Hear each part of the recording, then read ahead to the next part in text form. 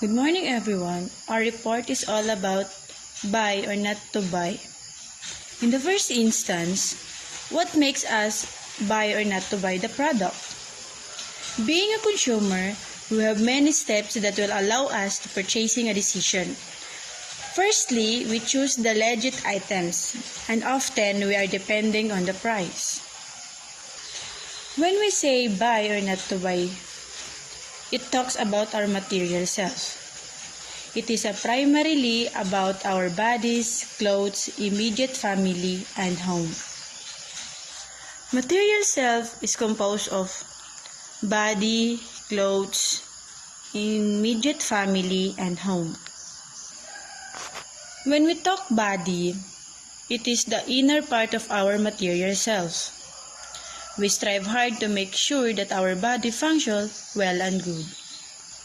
Sa madaling salita, ito mismo yung tayo. Hindi natin magagawang mga bagay-bagay kung wala yung katawan natin. And kadalasan, kailangan natin siguraduhin na maayos at okay yung pangangatawan natin bago tayo makakagawa ng ibang bagay. And the second is clothes. It is placed in the second hierarchy of material self. Clothing is a form of self-expression. When we say clothes kasi, clothes is forming our self-expression. Dito nakikita kung paano tayo. The way na manamit tayo, the way na kung paano tayo umakto. And the third is immediate family. It is our parents, siblings hold another part of our life. Kasi when material self talks, hindi naman lagi na sa sarili lang natin ito bumabase. Meron pa ding mga tao o kamag-anak o kapamilya na tumutukoy dito. Just like our parents and siblings. Kasi may mga role sila sa atin na sila lang yung makakagawa. And lastly is home. It is where our heart is, the earliest needs of our selfhood. Ito naman yung kahit saan tayo magpunta, kahit anong gawin natin, kahit gaano pa tayo kadalas lumabas o saan pa tayo mapunta, babalik at babalik pa din tayo sa home. Sa bahay, sa tahanan, kasi doon tayo mas sanay at doon tayo mas comfortable. Good day everyone. So now we will proceed about the philosopher of material self. And who is the philosopher of material self? The philosopher of material self is William James. And who is this? He is a Harvard psychologist, say in his book The Principles of Psychology. William James, he was a psychologist and philosopher who had a major influence on the development of psychology in the United States. Among his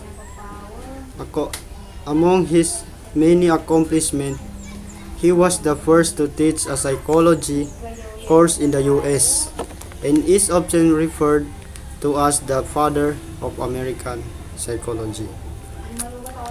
So, William James daw is one of the father of American psychology, and he wrote the book The Principle of Psychology, which is belong of understanding the self.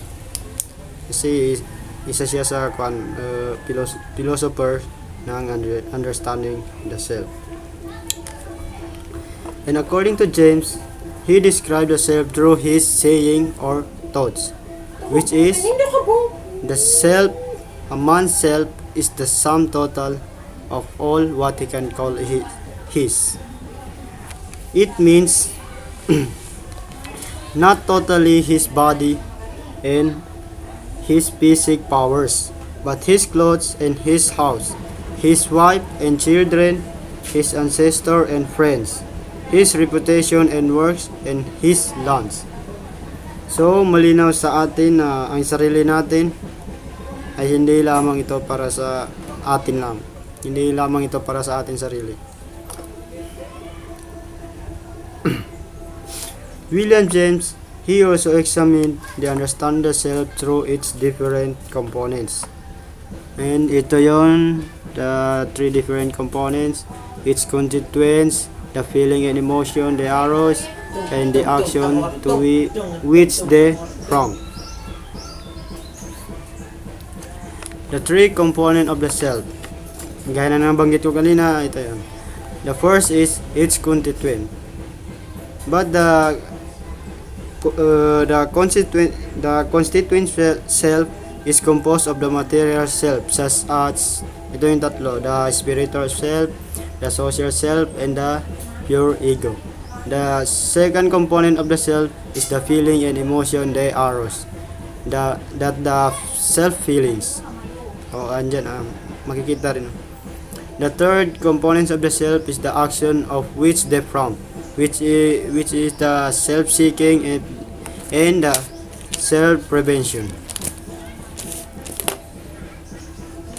So, first of this, wait lang. Material self.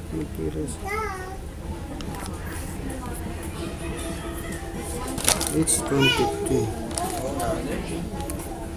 So, bago tayo mag-proceed sa the feelings and the emotion, the arouse, the self-feelings, and other one, explain muna natin itong kwan, the social self.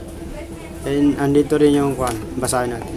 The social self, those aspects of one's identity, concept that are important to or influenced by interpersonal relationship and the reaction of other people. The example of that, ganito, you might interact with family members, one of that example of social self, and the other, friends on social media, have a meeting. Ay? No. Yung, di ba, yung unang example binasa ko, nasabi ko is yung kwan. Yung interaction with family members. And the second is friends on social media. And the other, yung kwan, meeting to your boss or your co-workers. And the last is talk to someone you are interested in dating. Social work, kumbaga, yung may kasama kang kausap, ganon yun. And the second is the pure ego. The pure ego is the essential transcendental self that exists prior to and is unchanged by experience. And the example of the pure ego, resemblance among the parts of continuum of feelings, especially body feelings. Ibig sabihin yung kwan, nararamdaman ng ating katawan, yung feelings ng ating katawan. And the other, continuing personal identity arises from the continuity stream of consciousness. Ayun. And the spiritual self consisting of one's emotion and drives. The importance of this spiritual self is the healthy spirituality, because it gives a sense of peace, wholeness, and balance. So, one of the most the most important of the material self is yung healthy spirituality natin. Kasi ito yung kumbaga, yung physical natin, yung healthy natin is dapat natin pahalagaan. However, for most people, the path to such spirituality passes through struggles and suffering, and often include experiences that are frightening and painful. So, belong pala sa example of the spiritual self is yung experiences natin, yung mga struggles na dumadaan sa buhay natin. Ganon. So balik tayo dun sa the feelings and emotion they arouse. The feelings and emotion they arouse the self feelings. So malinaw na yung number 2, self feelings, yung sariling karamdaman natin. Arousal feelings, one can feel aroused by appraising a picture, touching and being touched, or by one's own thoughts or fantasies. So, ayon sa nabanggit ko, yung mga picture touching and being touched, ang ibig sabihin yun is yung sa feelings natin. Kapag tayo hinahawakan, magkakaroon tayo ng feelings. Then, kapag may makikita tayong picture, yung expression natin. Ganun. And the last one is the action to which they prompt. The self-seeking and self-prevention.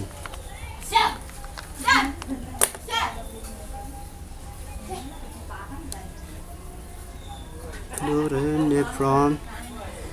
It is considered the self-seeking and self-prevention, which is the action to which they prompt. Ito na yon, yung self-seeking, yung the action to which they prompt. And ito yung self-prevention. Sorry, nakalimutan ko i-type. Also include the action and feelings. Ganon. So, wala na pala. That is all, and shukran.